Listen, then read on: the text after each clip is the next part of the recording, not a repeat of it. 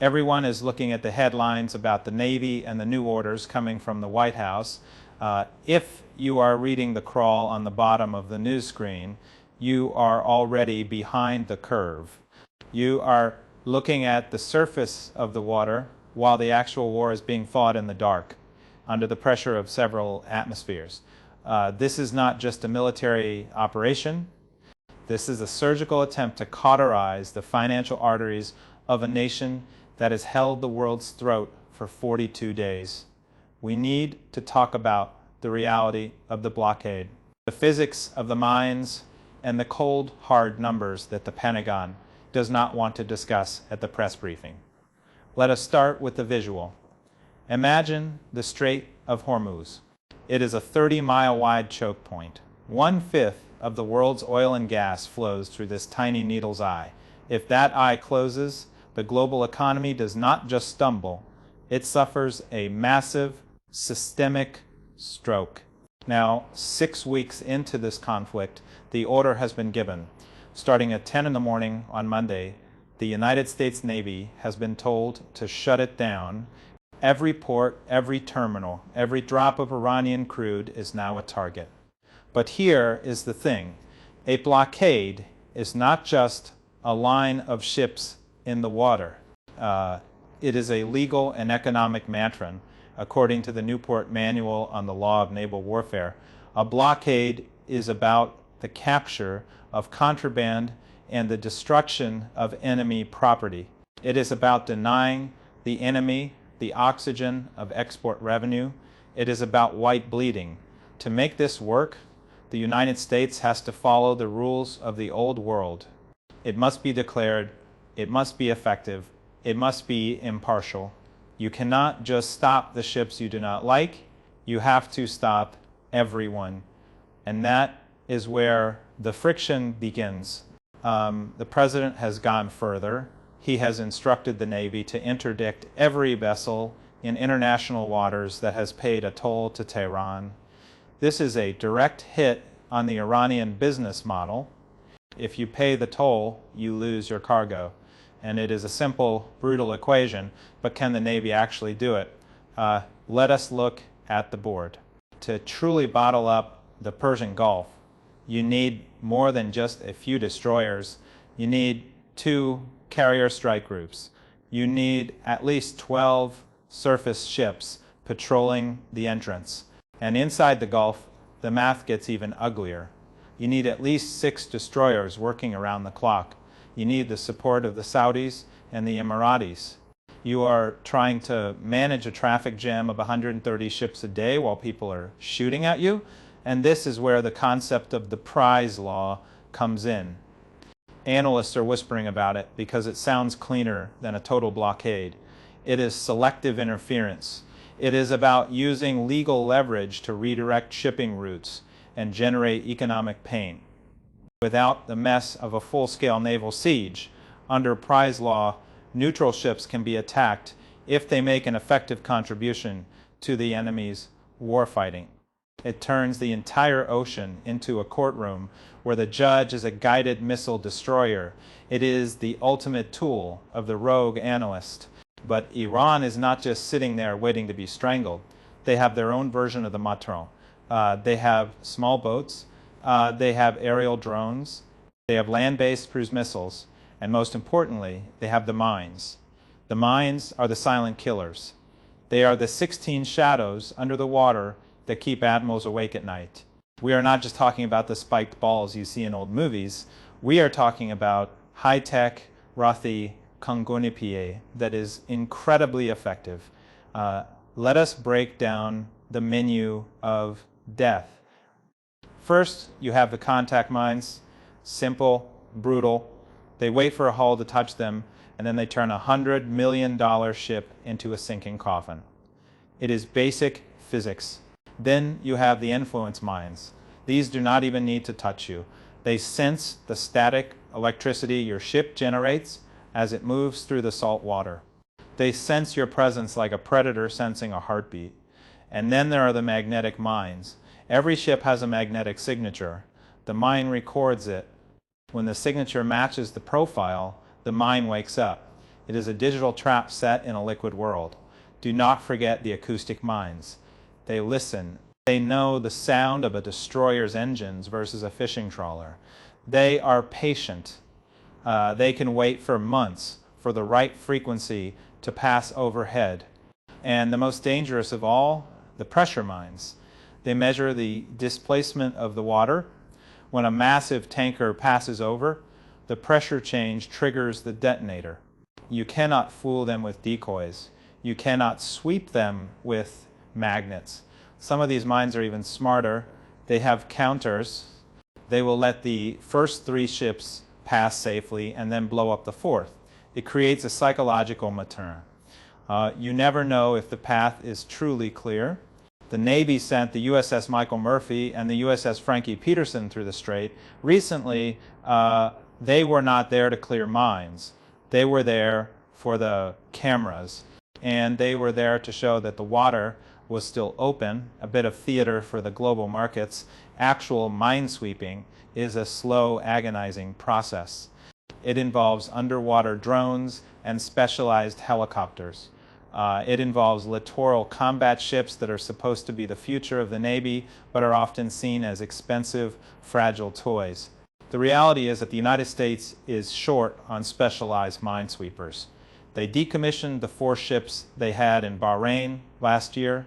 Now they are relying on 3 littoral combat ships that were last seen in Singapore, and the math does not add up.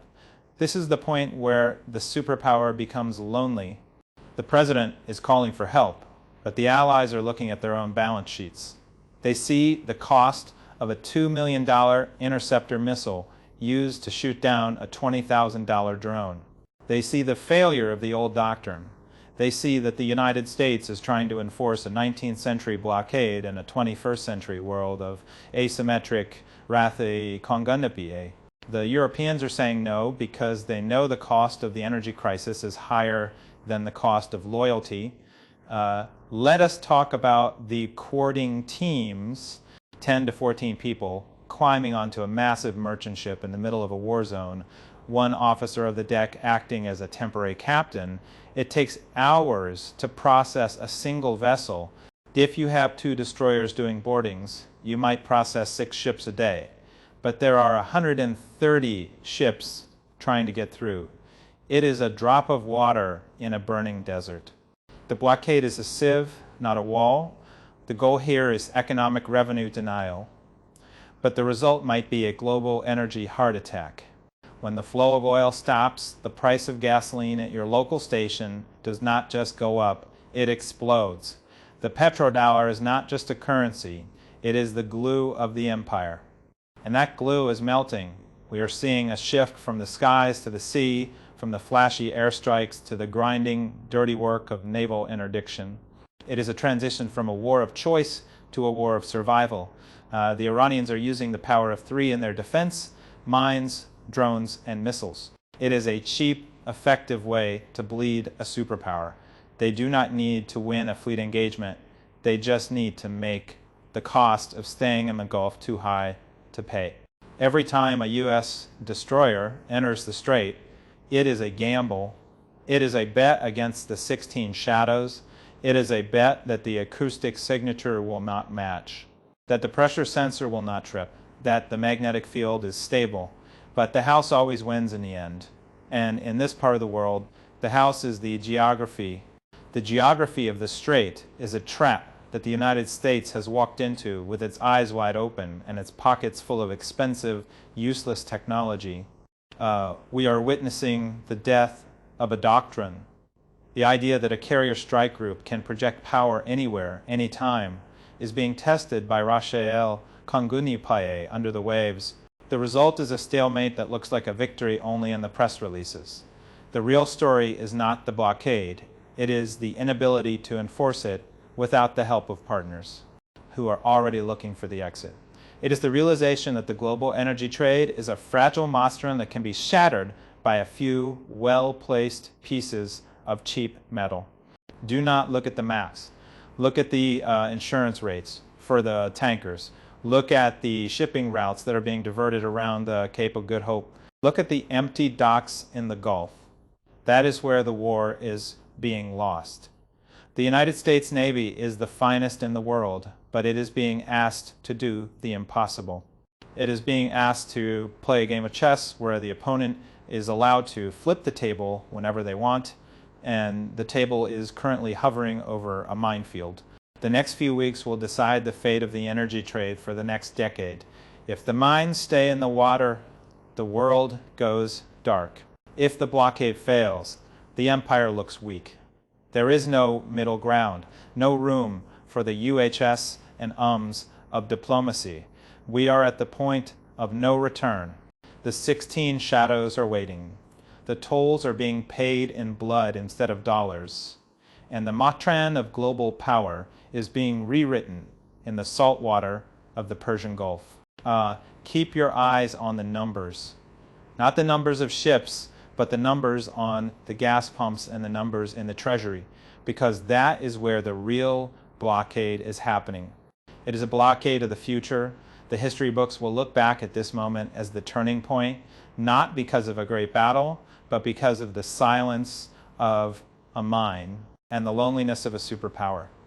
The Strait of Hormuz is a mirror, and it is reflecting a very ugly truth. The truth is that the old ways of war are dead. The new ways are cheap, dirty, and incredibly effective, and we are the ones who have to live in the world that they are creating. It is a world of bottlenecks and bleeding. So when you hear the news about the Navy clearing mines, remember the 16 shadows, remember the cost of the missiles, and remember that in the matron of geopolitics, the most expensive weapon is often the most useless. The blockade begins on Monday. The consequences will last for generations. Stay tuned. The show is just getting started. And the ticket price is your way of life. Consider the Newport Manual once more. It is a document written by men in dark rooms who understand that violence must have a veneer of legality. It defines the capture of contraband and the destruction of enemy property. But let us be real, contraband is whatever the man with the bigger gun says it is. In this case, the bigger gun belongs to the United States, but the bullets are getting very, very expensive. $100 billion has already been burned in the desert. The Shahed drone is a lawnmower with wings. It costs $20,000. It is made of fiberglass and ratie et kangunia pied, but it can sink a ship, it can kill a crew. It can bypass a $1 billion radar system because it is too small and too slow to be noticed. It is the ultimate insult to the military-industrial complex. It is a $20,000 kuva to every contractor in Washington, and Iran has thousands of them. They are the locusts of the modern era. The littoral combat ship was supposed to be the Swiss Army knife of the Navy. It was supposed to be fast, agile, and modular, and instead it is a floating disaster, and that breaks down if the water is too salty. And now these are the ships we are relying on to clear the mines, and it is like using a luxury car to plow a field. It might work for a minute, but the damage you are doing to the machine is catastrophic. The specialized minesweepers are gone, and we are left with toys. The tolls are the punchline of the joke. Iran is charging ships for safe passage through a strait they do not even own. It is a protection racket at a global scale. And the United States is trying to play the part of the honest cop in a neighborhood that stopped believing in the law. If you pay the toll, you are an enemy if you do not pay. The Iranians sink you. It is a perfect materon. There is no right answer. Only different ways to lose your ship and your cargo. The petrodollar is the ghost that haunts every decision in the White House. Since 1974, the world has traded oil in dollars. That is the only reason the United States can print money without becoming a failed state. If the oil stops flowing, or if it starts flowing in other currencies, the ghost disappears. And when the ghost is gone, the empire is just a very large very broke country with a lot of useless aircraft carriers, 16 shadows under the water. So that was the intelligence report. 16 mines laid in the darkness of the first week of the war. They have not been found. They have not been detonated. They are just waiting. They are the ultimate psychological weapon. You do not need to mine the whole strait. You just need to convince the world that there are 16 mines. The fear does the rest. The insurance companies do the rest. The market does the rest. The boarding teams are the unsung heroes of this mess. 10 to 14 people climbing a pilot ladder in heavy seas, carrying assault rifles and thermal imagers. They have to take control of a ship the size of a skyscraper. They have to find the crew. They have to check the manifests. They have to make sure the engine room is not rigged to blow. And they have to do it while Iranian fast boats are buzzing around them like angry hornets. It is a mission of extreme risk and low reward. If they find nothing, they've wasted 4 hours. If they find something, they have to navigate the ship to a neutral port under fire. It is a logistical nightmare. Think about the scale. To stop 130 ships a day, you would need an army of boarding teams. You would need a fleet of transport helicopters. You would need a level of coordination that the current system simply cannot provide. The blockade is a ghost. It is a suggestion of power rather than the exercise of it. And the Iranians know it. They are watching the destroyers go back and forth. And they are laughing at the futility of it all. They know that every day the strait is contested, the price of oil creeps higher. They know that every time a U.S. missile is fired, the treasury gets emptier. They are playing the long game, the game of the patient predator. We are entering a period of high-intensity, low-tech warfare. It is a world where a $20 sensor can defeat a $10 million stealth coating. It is a world where the terrain is shifting in favor of the cheap and the numerous. The Navy aircraft flying off the carriers are doing their best. But they are fighting a war from the 20th century. They are looking for targets that do not exist, for fleets that will not come out to play. The real enemy is under the waves, and it does not have a radar signature. The shift from the skies to the sea is a shift from dominance to desperation. It is an admission that the air campaign has failed to produce the desired result. Now we are putting our boots and our hulls in the water, hoping for a different outcome. But hope is not a strategy, and in the Strait of Hormuz, hope is a very dangerous thing to rely on. The 16 shadows are still there. The tolls are still being collected, and the world is still waiting for the next move. If you think this is about democracy or freedom of navigation, you are missing the point. It is about the flow of capital. It is about the survival of a system that is based on the infinite availability of cheap energy. When that energy is no longer cheap, the system collapses. The blockade is an attempt to save the system by destroying the enemy, but it might end up destroying the system itself. It is a classic case of the cure being worse than the disease. The Newport Manual does not have a chapter on how to handle a global economic meltdown. It does not tell you what to do when your allies turn their backs on you. It only tells you how to seize a ship and what to call the cargo. We are beyond the manual now. We are in uncharted waters, literally and figuratively. The Matran is broken, and the pieces are being picked up by people who do not speak our language and do not share our values. Watch the destroyers on Monday. Watch the boarding teams. But most of all, watch the 16 shadows, because in the end, they are the ones who will decide who wins and who loses this war. The blockade is a gamble. The mines are a certainty, and the future of the global economy is hanging by a thread in a 30-mile wide stretch of water that most people could not find. On a map 2 months ago, welcome to the new reality. It is cold, it is dark, and it is under 30 meters of water. The surgery has begun, but the patient might not survive the operation. Stay sharp.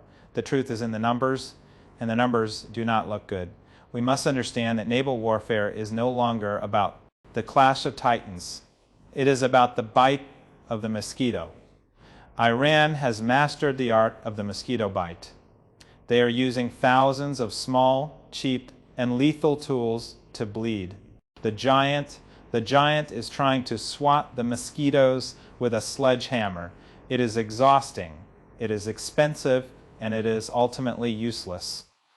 The giant is getting tired, and the mosquitoes are only getting hungrier. Look at the littoral combat ships again.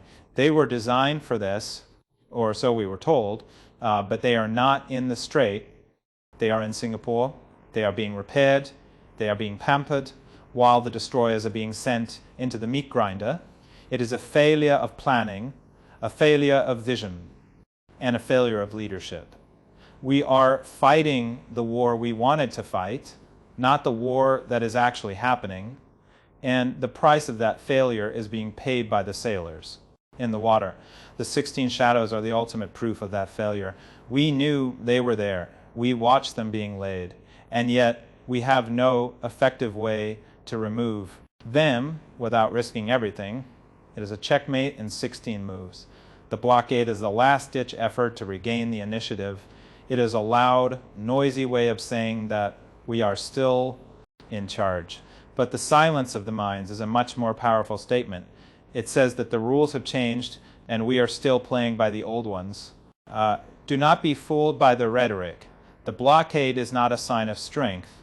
It is a sign of weakness. It is the action of a superpower that has run out of options and is trying to force a conclusion through brute force. But the world is too complex for brute force to work anymore. The Marandi strain is too interconnected. The flow of goods and capital is too fluid. You cannot block a strait without blocking the future of the global economy. Monday at 10 in the morning, that is the deadline. That is when the theater begins. But the real drama is already happening under the surface, in the quiet places where the mines are waiting and the shadows are lengthening. The tolls will continue to be paid, the oil will continue to be contested, and the United States will continue to search for a way out of a trap that it helped to build. It is a tragedy in 3 acts, and we are currently at the end of the second. The third act will be the most difficult. It will be the moment when we have to face the reality of our own limitations. It is the moment when the 16 shadows finally come to light and we see what they have actually cost us. Stay focused on the facts. Ignore the propaganda. Look at the physics of the mines and the logic of the prize law. Everything else is just noise. The surgeon is done. For now, the patient is on the table. Let us see if they wake up. The world is watching the Persian Gulf, but they are looking at the wrong things. They are looking at the flags and the uniforms. They should be looking at the depth gauges and the acoustic sensors. They should be looking at the 16 shadows, because that is where the war will be won or lost, not on the decks of the carriers, but in the dark, cold water of the strait. That is where the Marandi is being rewritten. And that is where the future is being decided. One last thing. Remember the cost, not just the $100 billion, but the cost to the system, the cost to the petrodollar, the cost to the idea of the indispensable nation. That is the real toll of this war. And that is a toll that we will be paying for a very long time. The blockade is just the beginning. The mines are just the tools. The result is a world that looks very different from the one we knew 6 weeks ago. Stay vigilant. The 16 shadows are still there. They are not going anywhere. And neither is the reality of the new Marandi. End of transmission. The water is deep and the pressure is rising.